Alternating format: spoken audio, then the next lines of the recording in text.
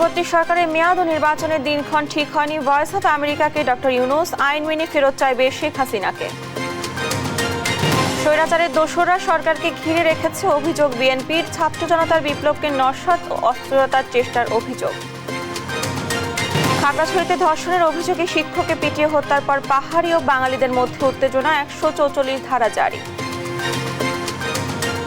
সমবায় ব্যাংকের ১২,০০০ ভরি স্বর্ণ লোপাট করেন যুবলীগ নেতা মহি। প্রভাব খাটিয়ে বন্ধ করেছেন তদন্ত। ১৭৬ স্বজনকে নিয়োগ। এবং বকেয়া বেতনের দাবিতে আজও আশুলিয়া ও গাজীপুরের গার্মেন্টস শ্রমিকদের সড়ক অবরোধ। আন্দোলনে উস্কানি দেখছেন শ্রম উপদেষ্টা।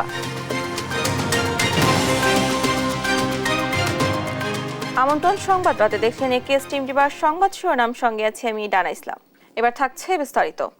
অন্তর্বর্তী সরকারের মেয়াদ বা আগামী নির্বাচনের দিনক্ষণ এখনও ঠিক হয়নি বলে জানিয়েছেন প্রধান উপদেষ্টা ডক্টর মোহাম্মদ ইউনূস। জানান, এই সিদ্ধান্ত অন্তর্বর্তী সরকারই নেবে। নিউ ইয়র্কে ভয়েস অফ আমেরিকা বাংলাকে দেয়া একান্ত সাক্ষাৎকারে বিষয়টি স্পষ্ট করেন তিনি। ভারতে পলাতক শেখ হাসিনাকে আইনি উপায়ে ফেরত চাওয়া হবে বলেও জানান নোবেল জয়ী। বলেন, ভারতের সঙ্গে তার সরকার সম্পর্ক এগিয়ে নিতে চায়। লুৎফুর কবিরের রিপোর্টে দেখুন বিস্তারিত।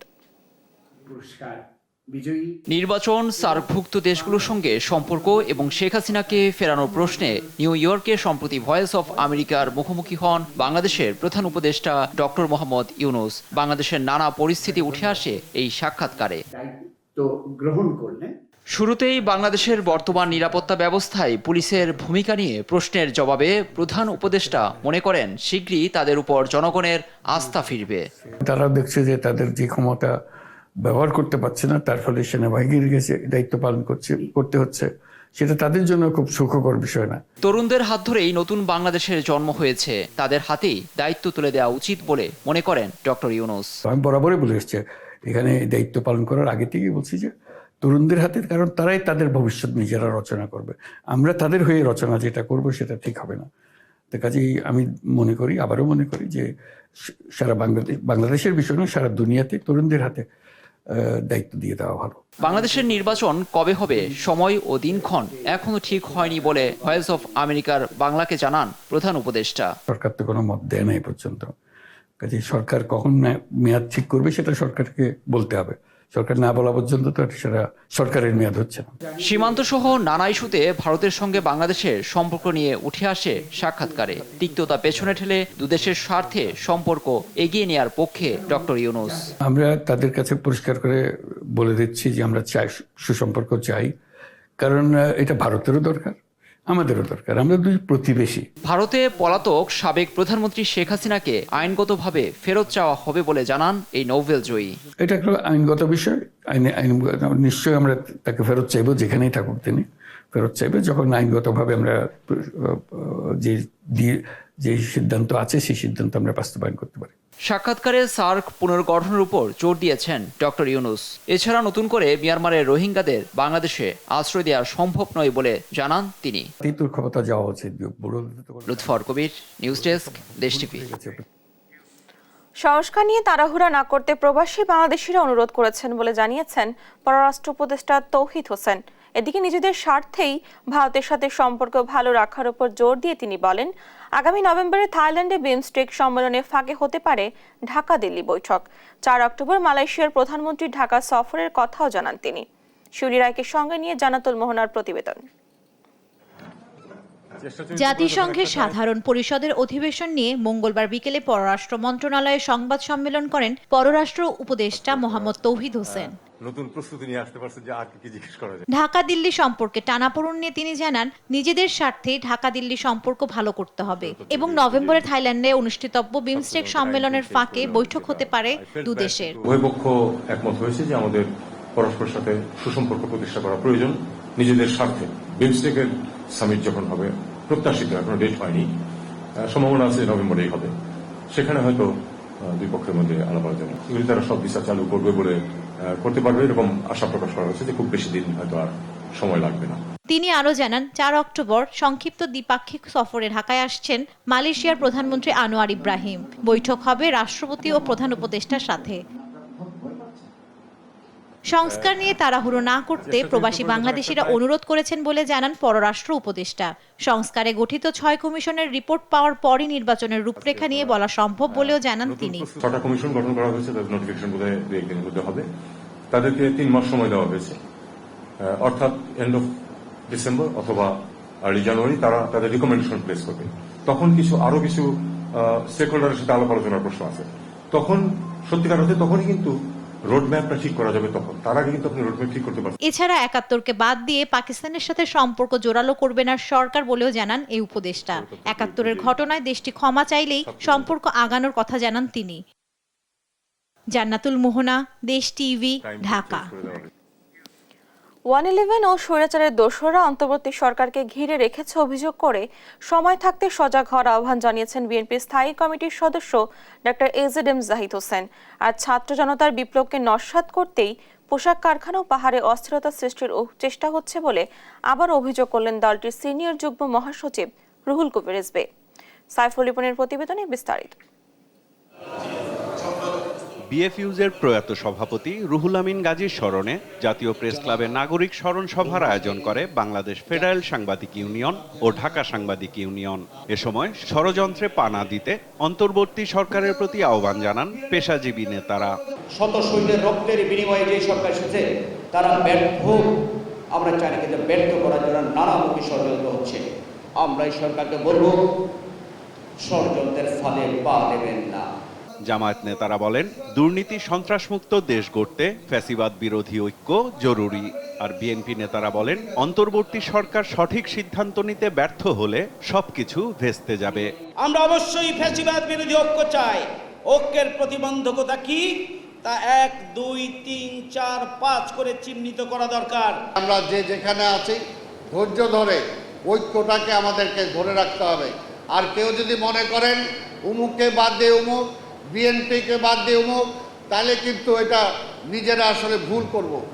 বিএনপির স্থায়ী কমিটির সদস্য ডাক্তার এজেডএম জাহিদ হোসেন বলেন, পতিত স্বৈরাচারের দোসরদের কারণেই এখনো গেল 16 বছরের গণতান্ত্রিক আন্দোলন দমনে করা মামলা প্রত্যাহার করেনি অন্তর্বর্তী সরকার।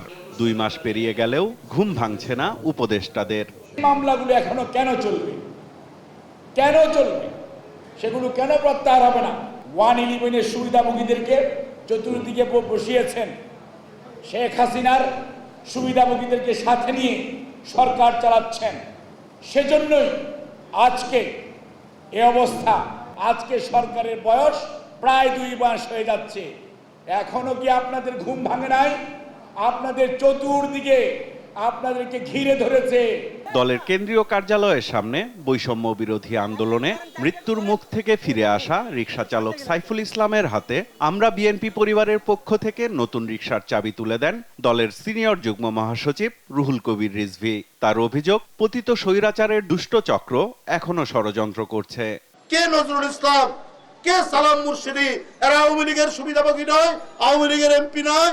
এদের গার্মেন্টস থেকে এসে একটা কৃত্রিম ভাবে, পরিকল্পিত ভাবে অস্থিরতা তৈরি করছে। সুতরাং চক্রান্তকারীরা আর চক্রান্ত করে এবং তাদের প্রভুদের কাছ থেকে মদত নিয়েও আর কিছু করতে পারবে না। বিগত সরকারের সময়ে ইউনিয়ন পরিষদ সদস্যরাও বর্বরচিত হামলায় জড়িত অভিযোগ করে তাদের সরিয়ে দেওয়ার দাবিও জানান রুহুল কবির রিজভী। তাদের অংশ তো এখনো রয়ে গেছে। আপনি ইউপি চেয়ারম্যানদেরকে এখন বাতিল করছেন না কেন? সাইফুল রিপন, দেশ টিভি, ঢাকা। ধানমন্ডি থানার কিশোর আব্দুল মোতালেব হত্যা মামলা নির্বাচন কমিশন ও স্বরাষ্ট্র মন্ত্রণালয়ের সাবেক সচিব জাহাঙ্গীর আলমকে 5 দিনের রিমান্ডে দিয়েছেন আদালত। এদিকে হালাদা হত্যা চেষ্টা মামলায় ভোলা 4 আসনের সাবেক সংসদ সদস্য আব্দুল্লাহ আল ইসলাম জ্যাকবকে 5 এবং সাবেক হুইপ মাহবুবারা গিনিকে 3 দিনের রিমান্ডের আদেশ দিয়েছেন আদালত। বিস্তারিত ফজলি আদিত্যর রিপোর্টে। নির্বাচন কমিশনের সচিব ছিলেন জাহাঙ্গীর আলম। শেখ হাসিনা সরকারকে ক্ষমতায় টিকিয়ে রাখতে ডামি নির্বাচনের অন্যতম কারিগর মনে করা হয় তাকে। ছাত্র জনতার আন্দোলন দমনে আইন শৃঙ্খলা বাহিনীর গণহত্যার সময় স্বরাষ্ট্র মন্ত্রণালয়ের সচিবের দায়িত্বে ছিলেন তিনি। মঙ্গলবার সকালে গুলশান এলাকা থেকে জাহাঙ্গীর আলমকে গ্রেপ্তার করে গোয়েন্দা পুলিশ। তাকে ধানমন্ডি থানার আব্দুল মোতালেব হত্যা মামলায় গ্রেফতার দেখানো হয়। ঢাকার মেট্রোপলিটন ম্যাজিস্ট্রেট আদালতে হাজির করে 10 দিনের রিমান্ড আবেদন করেন মামলার তদন্ত কর্মকর্তা। শুনানি শেষে বিচারক বেল্লাল হোসেন 5 দিনের রিমান্ড আদেশ দেন। কিশোর যে মোতালেব সে পুলিশের গুলিতে নিহত হয় এবং সে এই হত্যার সঙ্গে যে পুলিশরা সেখানে ডিপ্লয় ছিল, যারা সেখানে ছিল এবং তার বিরুদ্ধে 10 দিনের রিমান্ড প্রার্থনা করে এই আসামিকে 5 দিনের রিমান্ড মঞ্জুর করেন। এই দিন ভোলার 4 আসনের সাবেক সংসদ সদস্য আব্দুল্লাহ আল ইসলাম জ্যাকব ও জাতীয় সংসদের সাবেক হুইপ মাহবুব আরা বেগম গিন্নিকে আদালতে আলাদা মামলায় হাজির করে রিমান্ড আবেদন করা হয়। শুনানি শেষে সাভার থানার হত্যা চেষ্টা মামলায় ঢাকা চিফ জুডিশিয়াল ম্যাজিস্ট্রেট জ্যাকবকে 5 দিন এবং আশুলিয়া থানার হত্যা চেষ্টা মামলায় গিন্নিকে 3 দিনের রিমান্ড আদেশ দেন। ভোলা কর্পোরেশনের অবৈধ ভোটে নির্বাচিত এমপি আব্দুল্লাহ আল ইসলাম জ্যাকব তাকে 10 দিনের রিমান্ড চেয়ে আজকে আদালতে তাকে রিমান্ড প্রার্থনা করেন, আবেদন করেন। বিজ্ঞ আদালত এই রিমান্ডের দরখাস্তটি দেখেন এবং আসামি পক্ষেও তাদের রিমান্ড বাতিল পূর্বক তার পক্ষের আইনজীবীরা জামিনে প্রার্থনা করেন। উভয় পক্ষের শুনানি অন্তে বিজ্ঞ আদালত এই আসামিকে 5 দিনের রিমান্ড মঞ্জুর করেন এবং তাকে তদন্তকারী কর্মকর্তার হেফাজতে প্রদান করেন। এই যে আসামি আজকে সে হলো মাওয়ারা গিনি, এই মামলা ছিল আশুলিয়া। এই মামলার যিনি বাদী তিনি বদিল আলম শিমু, তার পায়ে গুলিবিদ্ধ হয় এবং তিনিই মামলাটা করেন এবং তদন্তকারী কর্মকর্তা প্রাথমিকভাবে এই অবৈধ এমপি আজকে যে আসামি তাকে এই মামলার সঙ্গে তার জড়িত থাকার বিষয়টি নিশ্চিত হওয়ার কারণে তার বিরুদ্ধে 10 দিনের রিমান্ড প্রার্থনা করেন তদন্তকারী এবং তার পক্ষে তার আইনজীবী রিমান্ড বাতিল পূর্বক জামিনে প্রার্থনা করেন। বিজ্ঞ আদালত উভয় পক্ষের শুনানি অন্তে তার বিরুদ্ধে 3 দিনের রিমান্ড মঞ্জুর করেন। 2012 সালের 9 ডিসেম্বর বিএনপির অবস্থান কর্মসূচিতে গুলি ও হত্যাচেষ্টার অভিযোগে এমপি জ্যাকবের বিরুদ্ধে সাভার মডেল থানায় গেল 12 সেপ্টেম্বর এই মামলা করা হয়। ফজলে আদিত্য, দেশ টিভি, ঢাকা। খাগড়াছড়িতে ধর্ষণের গুজব ছড়িয়ে আব্দুল হাসানাত মোহাম্মদ সোহেল রানা নামে এক শিক্ষককে পিটিয়ে হত্যা করা হয়েছে। মঙ্গলবার দুপুরে খাগড়াছড়ি টেকনিক্যাল স্কুল অ্যান্ড কলেজে এই ঘটনা ঘটে। ঘটনার পর দুই পক্ষের মধ্যে উত্তেজনা ছড়িয়ে পড়ে। পরিস্থিতি নিয়ন্ত্রণে জেলার সদরে জারি করা হয়েছে 144 ধারা। সহকর্মী অপু দত্তের রিপোর্ট, জানাচ্ছেন আপন অপু। খাগড়াছড়িতে আদিবাসী শিক্ষার্থীকে ধর্ষণের অভিযোগে পিটিয়ে হত্যা করা হয় আবুল হাসনাত মোহাম্মদ সোহেল রানা নামে এক শিক্ষককে। মঙ্গলবার দুপুরে খাগড়াছড়ি টেকনিক্যাল স্কুল অ্যান্ড কলেজে ঘটে এই ঘটনা। এর পরপরই পাহাড়ি বাঙালি দুই পক্ষের মধ্যে ছড়িয়ে পড়ে উত্তেজনা। এ সময় সদরের মহাজন পাড়া এলাকায় কয়েকটি দোকানে ভাঙচুর করা হয়, আগুন দেওয়া হয় একটি বাড়িতেও। পরিস্থিতি নিয়ন্ত্রণে জেলা সদরে জারি করা হয় 144 ধারা। মোটামুটি স্বাভাবিক, তবে ওয়ান ভোটের জারি হচ্ছে। আমরা এই শহরবাসীর মধ্যে অনুরোধ করবো যেন তারা শান্তি বজায় রাখে এবং যে ঘটনা ঘটছে এটা মামলা হবে এবং যারা অপরাধী তাদেরকে আমরা আইনের আওতায় নিয়ে আসবো। জানা যায় খাগড়াছড়ি টেকনিক্যাল স্কুল অ্যান্ড কলেজের বিল্ডিং কনস্ট্রাকশন ও সেফটি বিভাগের চিফ ইন্সট্রাক্টর ছিলেন নিহত সোহেল রানা। ভিকটিম একই প্রতিষ্ঠানের 7ম শ্রেণীর শিক্ষার্থী। মঙ্গলবার শিক্ষার্থীকে যৌন নির্যাতন করার ঘটনা জানাজানি হলে বিক্ষোভ করে শিক্ষার্থীরা। সামাজিক মাধ্যমে ছড়িয়ে পড়া এক ভিডিওতে দেখা যায় অধ্যক্ষের কক্ষে সোহেল রানাকে বেধড়ক মারধর করেন 10-15 জন পাহাড়ি যুবক। পরে পুলিশ তাকে উদ্ধার করে খাগড়াছড়ি সদর হাসপাতালে নিলে চিকিৎসক মৃত ঘোষণা করেন। এর আগে 2021 সালে 25 ফেব্রুয়ারি সোহেল রানার বিরুদ্ধে ওই শিক্ষা প্রতিষ্ঠানের 10ম শ্রেণীর এক শিক্ষার্থীকে অফিস কক্ষে ডেকে নিয়ে যৌন নিপীড়ন ও ধর্ষণ চেষ্টার অভিযোগ করেন তার বাবা। এ ঘটনায় কারাগার থেকে বের হয়ে আবারও প্রতিষ্ঠানটিতে যোগ দেন তিনি। নিউজ ডেস্ক, দেশ টিভি। দেশের আইনশৃঙ্খলা পরিস্থিতি খুব ভালো বলা না গেলেও সন্তোষজনক বলে মন্তব্য করেছেন স্বরাষ্ট্র উপদেষ্টা জাহাঙ্গীর আলম চৌধুরী। জানান, শিগগিরই পুলিশ, বিজিবি ও আনসার বাহিনীতে নিয়োগ শুরু হবে। যেসব পুলিশ সদস্য কর্মস্থলে যোগদান করেনি তাদের অপরাধী উল্লেখ করে ব্যবস্থা নেওয়ার কথাও জানান তিনি।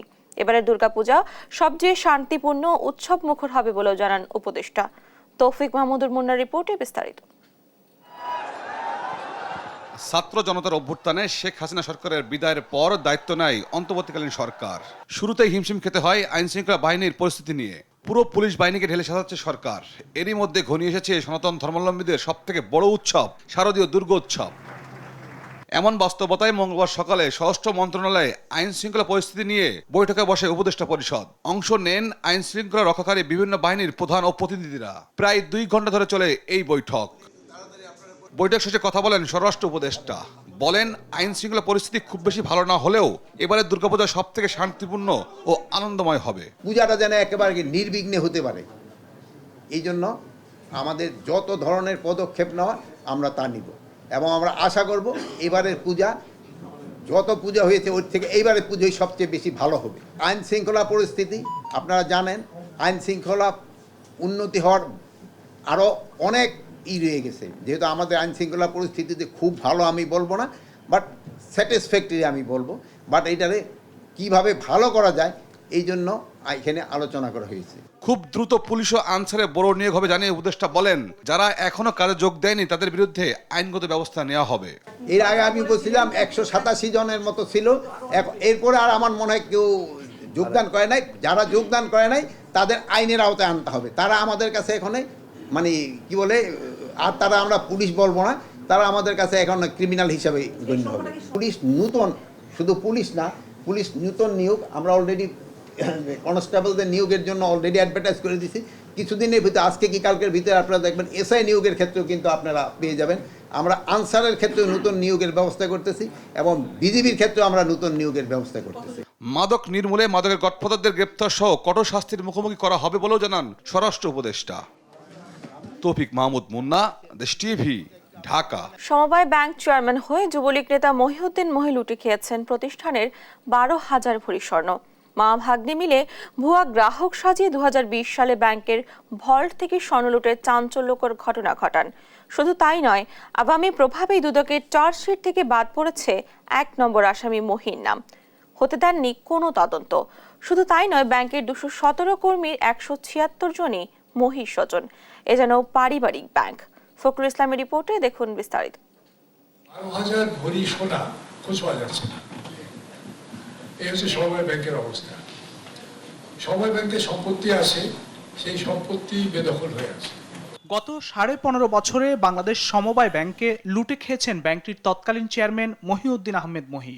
যুবলীগের প্রেসিডিয়াম সদস্য মহিউদ্দিন আহমেদ মহি রাজনৈতিক কোটায় 2009 সালে চেয়ারম্যান হন সমবায় ব্যাংকের। অনুসন্ধানে দেখা যায়, নারায়ণগঞ্জ কোঅপারেটিভ ক্রেডিট লিমিটেডের গ্রাহকরা 12,000 ভরি স্বর্ণ ঋণ নিয়ে ব্যাংকে রেখেছিলেন। পরে নারায়ণগঞ্জ কোঅপারেটিভ ক্রেডিট লিমিটেড উধাও হয়ে গেলে স্বর্ণ উত্তোলনের সময়ও পেরিয়ে যায়। আর 2020 সালে এই সুযোগটি কাজে লাগান তৎকালীন চেয়ারম্যান মহিউদ্দিন মহি ও তার ভাগ্নে এজিএম নুরুল ইসলাম। ভুয়া কাগজে গ্রাহক সাজিয়ে তুলে নেন ব্যাংকের 12,000 ভরি স্বর্ণ। মামা ভাগ্নের এমন লুটপাট তন্ত্রের গল্প শুনুন ব্যাংকটির কর্মকর্তাদের মুখে।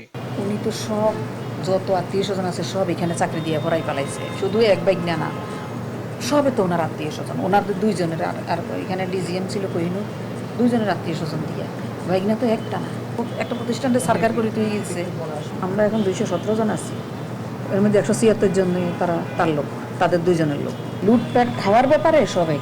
2021 সালে দুর্নীতি দমন কমিশন 7,398 ভরি স্বর্ণ লুপাটের বিষয় নিয়ে অনুসন্ধান করে ব্যাংক চেয়ারম্যান মহিউদ্দিন মহিকে 1 নম্বর আসামি করে এজাহার দায়ের করে। রাজনৈতিক প্রভাব খাটিয়ে মামলার চার্জশিটের 1 নম্বর আসামির তালিকা থেকে বাদ দেন যুবলীগ নেতা মহিউদ্দিন মহির নাম। 12-13,000 ভরি আর কি ওই রকমে। আর নেট হলো 7,000, যে দুদকে যেটা মামলা হয়েছে 98 11 আনা এজাহার ছিল, কিন্তু চার্জশিটে ওনার নাম ছিল না। সংশ্লিষ্ট যে ডেস্কে যে অফিসাররা কাজ করছে তাদের বিরুদ্ধে দুদকে মামলা হয়েছে। মামলা হয়ে তারা এখন আসলে সাসপেন্সে আছে, সাসপেন্ড অবস্থায় আছে। না, সেটা তো আমরা জানি না। সাবেক চেয়ারম্যান সাহেব ছিল বা ব্যাংক চলছে, কিন্তু কার মাধ্যমে কিভাবে কি হয়েছে এটা আমরাও জানি না। এই ঘটনায় চাঞ্চল্য তৈরি হয়েছে পুরো ব্যাংক পাড়ায়, প্রভাব পড়েছে গ্রাহকদের মাঝেও। এটা হয়েছে নারায়ণগঞ্জে, এটা হলো সদরঘাট নারায়ণগঞ্জে হয়েছে। ওইখানে আমরাও বিপদগ্রস্ত হয়ে এখানে আবার আসছি। গতকালও অনেক গ্রাহকরা আসছে শুধু স্বর্ণ চেক করতে। আসলে এখন যে ঘটনাটা ঘটেছে তার প্রেক্ষিতে আমাদের কাস্টমাররা বেশি হ্যারেজ হচ্ছে। শুধু স্বর্ণই লুটপাট করেননি মহি, ব্যাংকটির সম্পত্তিও গ্রাস করে খেয়েছেন এই আওয়ামী যুবলীগ নেতা মহিউদ্দিন মহি। গত প্রায় 16 বছরে ব্যাংকটির 217 জন কর্মীর মধ্যে 176 জন কর্মী তৎকালীন চেয়ারম্যান মহির স্বজন। এ যেন মহিউদ্দিন মহির পারিবারিক ব্যাংক। মামা ভাগ্নে ভাতিজা মিলে গত প্রায় 16 বছরে গ্রাস করে খেয়েছেন সমবায় ব্যাংক। মহিউদ্দিন মহি সভাপতি, যেহেতু একজন সভাপতি তো সব নিয়ন্ত্রণ করে। অনেক লোক ঢুকছে, কিন্তু ওনার আত্মীয় স্বজন কয়জন কি সেটা ঠিক নির্দিষ্টভাবে বলতে পারবো না। তবে ঢুকছে 100, আমাদের ব্যাংকের রেকর্ড অনুযায়ী 176 জনের মতো নিয়োগ হয়েছে। তো ওনারা সরাসরি বাগি না, না বোনের, না আপন, না কিসে, তবে ওনারা মামা বলে ডাকতো। সংশ্লিষ্টরা বলছেন, সুষ্ঠু বিচারের মাধ্যমে ব্যাংকটির আর্থিক অবস্থার স্বচ্ছতা ফিরিয়ে আনা জরুরি। তাহলেই বাঁচবে গ্রাহক, কর্মী সকলেই। ফখরুল ইসলাম, দেশ টিভি, ঢাকা।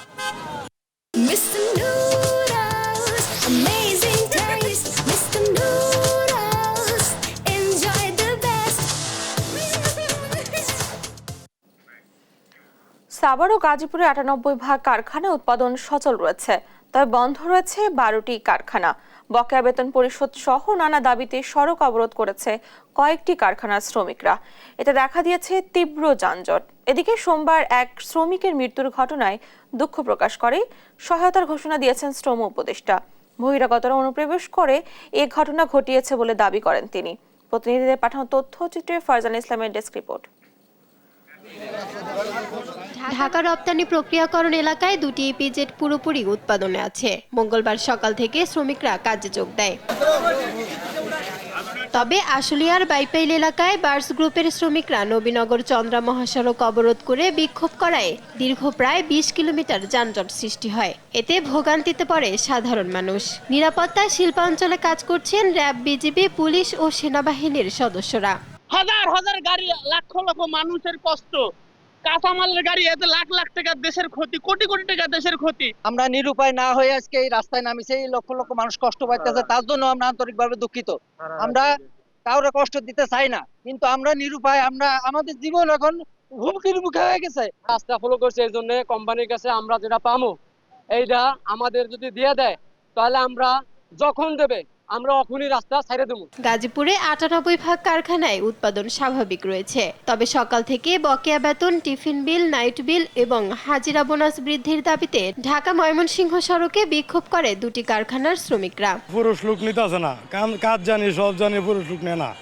না নিলে তো আমরা কি করে খামো? আমাকে বউ চাকরি করে আমাকে খাওয়াইবো। ঘটনাগুলো বদ্ধ হয়ে যায়। আমি আমার জায়গা থেকে মনে করব যে মালিক পক্ষ থেকে যারা আমরা সাধারণ শ্রমিক আছি তারা ক্ষতিগ্রস্ত হবো বেশি। আমরা চাই যে ফ্যাক্টরিটা ভালোভাবে শান্তির মতন চলুক, আমরাও জানি কিছু জানি টাকা উপার্জন জানি করে জানি নিতে পারি, শ্রমিকটা এটাই চায়। বকেয়া বেতনের দাবিতে গাজীপুর চৌরাস্তা ও চন্দ্রা মোড় অবরোধ করে শ্রমিকরা। এতে দেখা দেয় যানজট।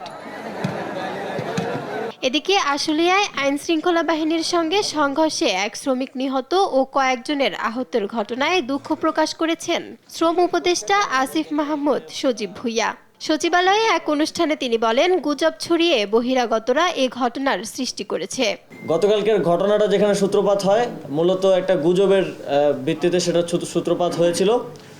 গুজব ছড়ানো হয়েছিল কারখানাগুলোতে যে আইন শৃঙ্খলা বাহিনী একজনকে রেপ করেছে এবং দুইজনকে খুন করে ডেড বডি ফেলে রেখেছে। একজন শ্রমিক সেখানে নিহত হয়েছে। আমরা তার জন্য এটা খুবই আমরা দুঃখিত।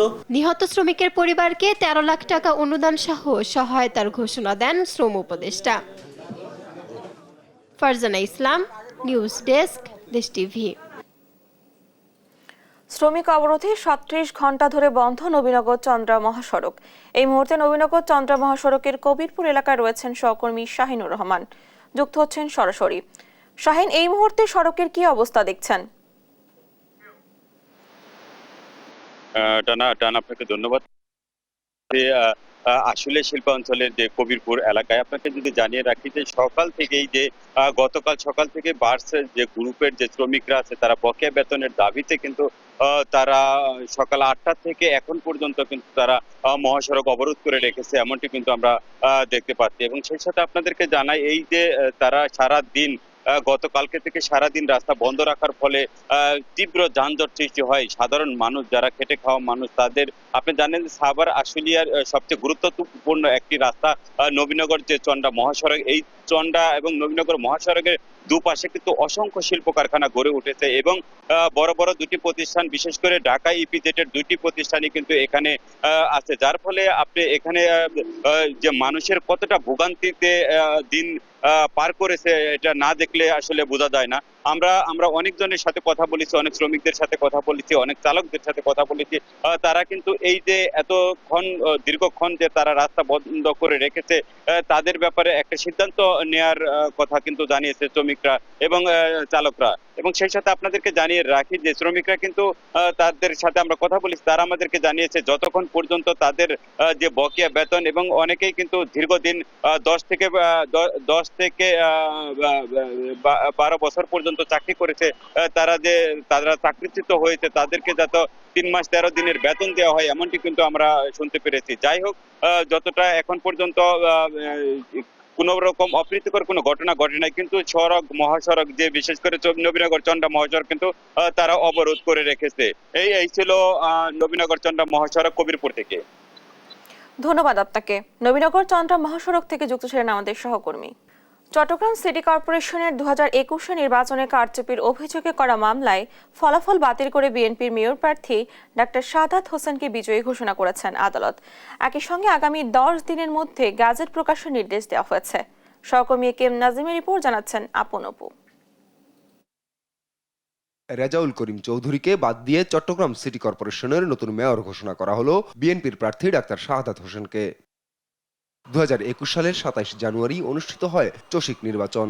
ওই নির্বাচনে মেয়র নির্বাচিত হন আওয়ামী লীগের প্রার্থী রেজাউল করিম চৌধুরী। ওই সময় ফলাফল জালিয়াতির অভিযোগ আনেন বিএনপির প্রার্থী ও চট্টগ্রাম মহানগর বিএনপির সাবেক সভাপতি ডাক্তার শাহাদাত হোসেন। এরপর 24 ফেব্রুয়ারি ফলাফল বাতিল চেয়ে দায়ের করেন মামলা। মঙ্গলবার দুপুর 12টায় নির্বাচনী ট্রাইব্যুনাল এবং চট্টগ্রামের যুগ্ম জেলা ও দায়রা জজ মোহাম্মদ খায়রুল আমিনের আদালত রায় ঘোষণা করেন। রায়ে ডাক্তার শাহাদাত হোসেনকে মেয়র ঘোষণা করেছেন আদালত। একই সঙ্গে আগামী 10 দিনের মধ্যে গেজেট প্রকাশ করতে দেয়া হয় নির্দেশ।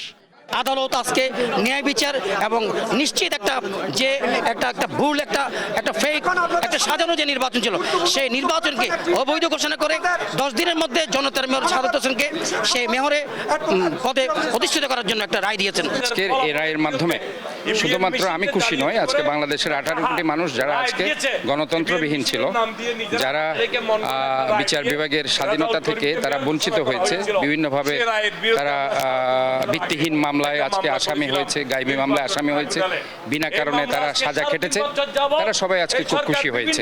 2021 সালের নির্বাচনের পর রেজাউল করিম মেয়র পদে বসলেও গেল 5 আগস্ট সরকার পতনের পর দেন গা ঢাকা। পরে 19 আগস্ট রেজাউল সহ সব সিটি মেয়রকে অপসারণ করে স্থানীয় সরকার মন্ত্রণালয়। নিউজ ডেস্ক, দেশ টিভি।